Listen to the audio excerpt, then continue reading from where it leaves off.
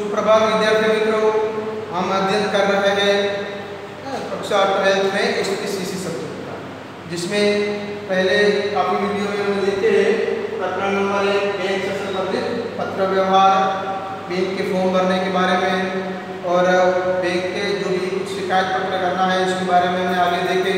ATM card और debit card आदि जो उदाहरण देखे, आज हम उदाहरण देखेंगे पत्र नंबर 6। डेबिट कार्ड या क्रेडिट कार्ड या एटीएम कार्ड खो जाने के संबंध में जानकारी देता पत्र। आप एटीएम कार्ड से तो विदित होंगे।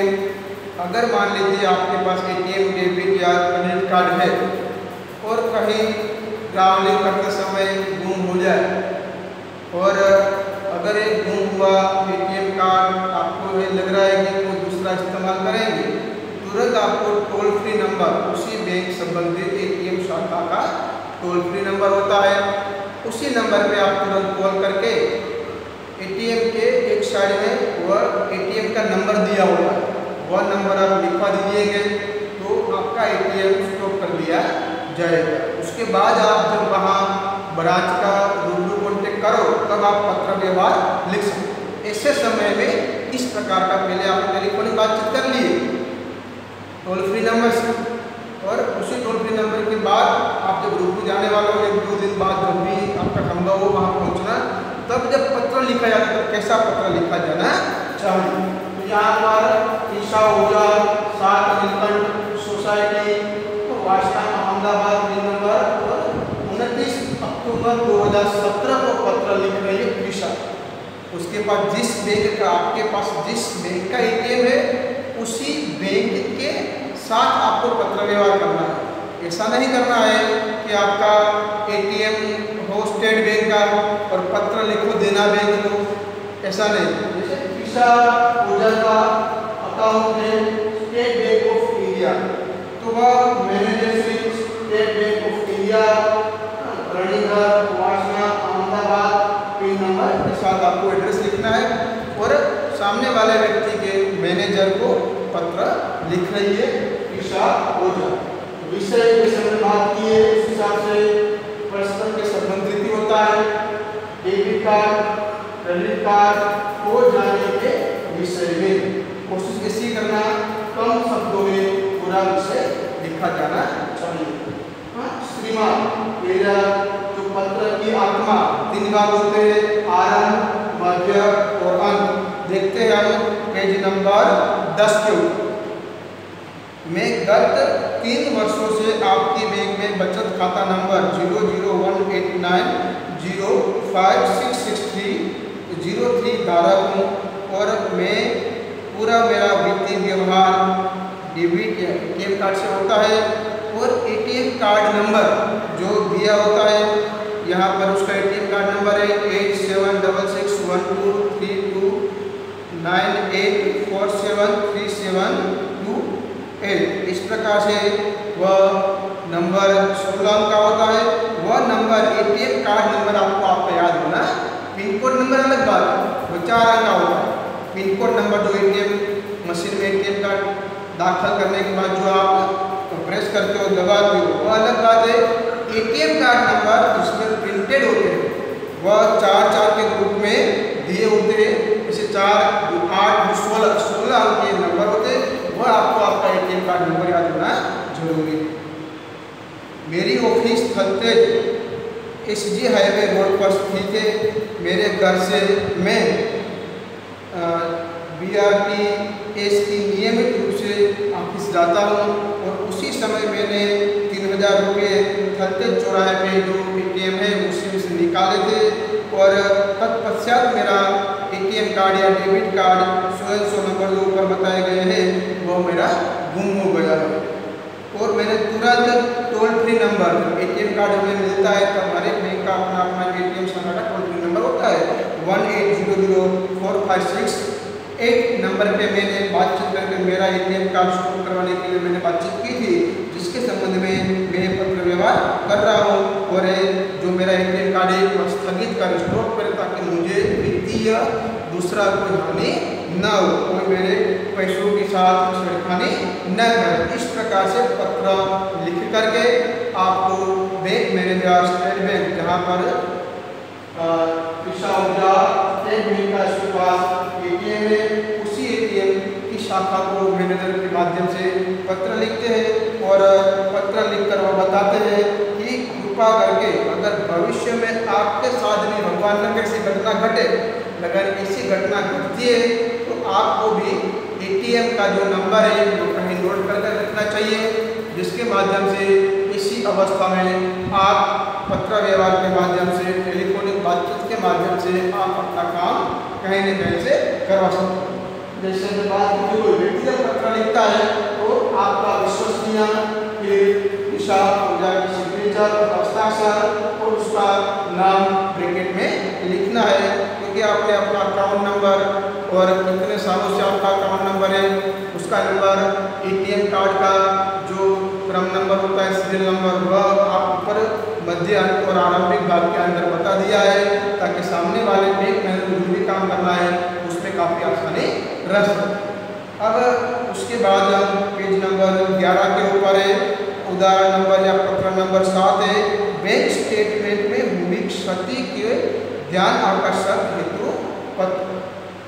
जब बैंक स्टेटमेंट आपका एक पासबुक के रूप में होता है, मान लीजिए आप कितने पैसे जमा करते हो या जो किसी न किसी एटीएम के माध्यम से, चेक के माध्यम से या मनी ट्रांसफर के माध्यम से किसी के अकाउंट में लेन देन करते हो, तो उसका पूरा स्टेटमेंट प्रिंट के माध्यम से आपको पासबुक के रूप में भी मिलता है।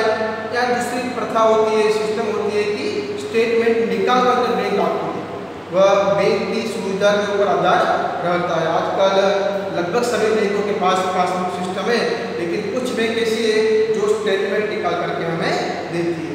तो यहाँ पर स्टेटमेंट में आपने पैसे जमा करवाए हो, मान लीजिए यहाँ उदाहरण के माध्यम से देखें 17,000 रुपये आपने बैंक में जमा करवाए, लेकिन बैंक की पासबुक में या स्टेटमेंट में उसको निकाली गई रकम बताया जाता है। ऐसे समय में आपको उसका ब्याज के ऊपर भी असर करेगा। तो ऐसे समय में आपको पत्र व्यवहार किसको, कब और किस माध्यम से लिखना जरूरी है, यह हम समझेंगे। यहाँ पर बैंक स्टेटमेंट में हुई क्षति के ध्यान आकर्षण हेतु पत्र, जैसे बात आगे कर चुके हैं, जिस बैंक में आपका जिस अकाउंट नंबर के अंदर एक क्षति हुई है, उसी अकाउंट नंबर को उसी बैंक के माध्यम से पत्र लिखना उचित रहेगा, वही आपका काम सही दिशा में जा रहा है, ऐसा मान के चलना है। यहाँ पर पत्र लिख रहे मोहित के पटेल, 44 सम्मान सोसाइटी, मंदिर मस्जिद रोड, गांधीपुर, वलसाड़ से। पिन नंबर है 382460 और दिनांक है 18 जुलाई 2017 के दिन पत्र लिख रहे हैं मोहित के पटेल, क्योंकि उसने जो पैसे की लेन देन की है बैंक में, और महीने का भी होता है स्टेटमेंट, 2 महीने का या त्रैमासिक स्टेटमेंट, जो भी बैंक के नीति नियमों के अधीन संबंधित होंगे, आवेदन नियमन पत्र में जो लिखा होगा उस हिसाब से यहाँ पर उसको स्टेटमेंट दिया जाता है। तो मोहित भाई K Patel manager Shri Bank of India, Ramdhani Chowk, Gandhipur, Valsad को पत्र लिख रहे हैं। पिन नंबर है 382460 को पत्र यहाँ पर लिख रहे हैं। क्या लिख रहे हैं? जैसे श्रीमान, विषय है बैंक स्टेटमेंट में क्षति संबंधित। जो बैंक स्टेटमेंट हमें दिया गया है आपकी ओर से, उसमें कुछ क्षति है, कुछ गलती है, तो उस गलती को मैं आपको ध्यान दिलाता हूँ, जिसको आप सुधार कर मेरे आगे की कार्यवाही नियम अनुरूप करने की कृपा करें। मोहित भाई पत्र लिख रहे हैं bank of India, Valsad branch. गत 9 वर्षों से आपकी बैंक में बचत खाता नंबर 1012324556 से मेरे और मेरी पत्नी का संयुक्त खाता धारक दोनों है। हमारे समग्र प्रकार का वित्तीय व्यवहार इसी खाते में से किए जाते हैं। बैंक के साथ होने वाले समग्र वित्तीय लेन देन की लेखा हमें नियमित रूप से बैंक द्वारा दिए जाने वाले त्रैमासिक स्टेटमेंट से प्राप्त होता रहता है। अंतिम दिए गए स्टेटमेंट अप्रैल 2017 से जून 2017 में वित्तीय लेन देन लेखा की क्षति रही है। तत्संबंधित हम आपको ध्यान आकर्षित करते हुए तारीख 16 अप्रैल के दिन हमने 17,000 रुपये जमा करवाए थे, जिसके स्थान पर गलती से स्टेटमेंट में उधार बताया गया है, जिसका प्रभाव मिले त्रैमासिक ब्याज की राशि पर भी हुआ है।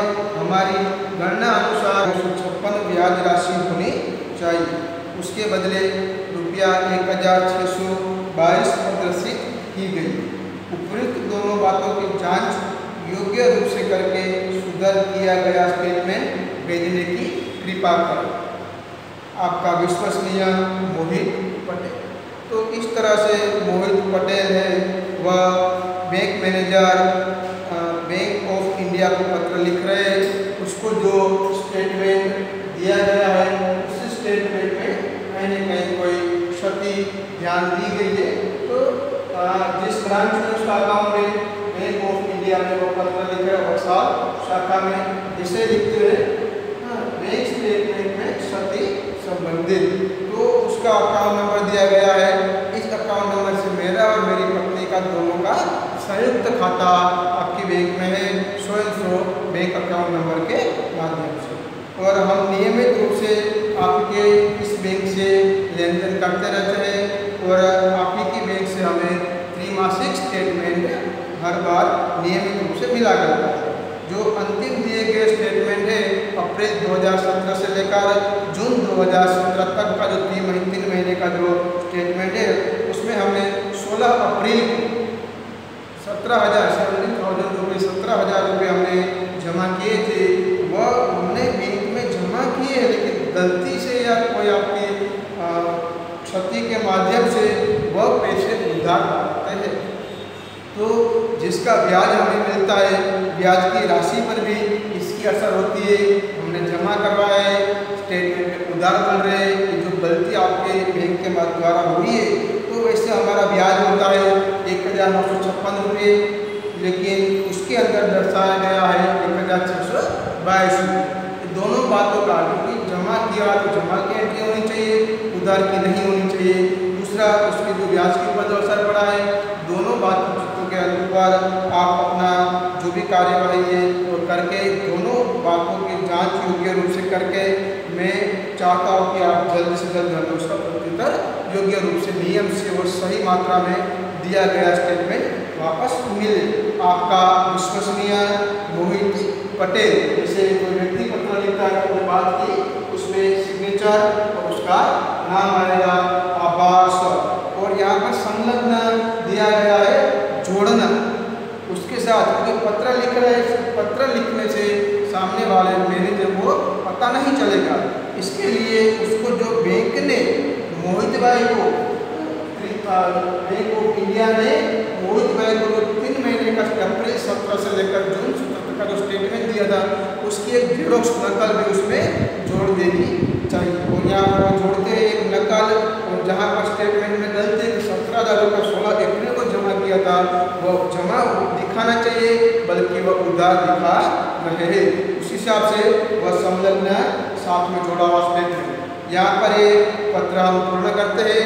आगे का जो पत्र है या उदाहरण है हम आने वाले नेक्स्ट वीडियो में देखेंगे। ओके, धन्यवाद विद्यार्थी।